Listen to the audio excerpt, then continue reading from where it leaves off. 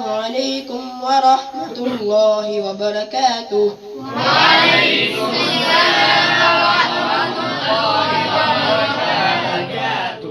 آج میں آپ کو آپ وسلم کی دو حدیثیں کہلواتا ہوں. رسول اللہ صلی اللہ علیہ وسلم نے ارشاد فرمایا.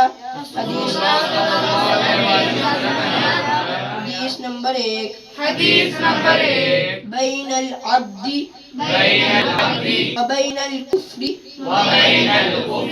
ترک الصلاۃ. مومن اور کافر کے درمیان بنیادی فرق نماز چھوڑنے کا ہے. حدیث نمبر 2. اذا عطس احدکم فحمد اللہ فشمتوه. جب تم میں سے کوئی چھینک مارے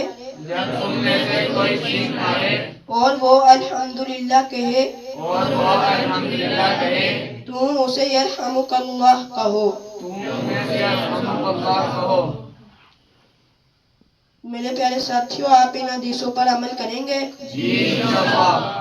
جزاک اللہ خیرا.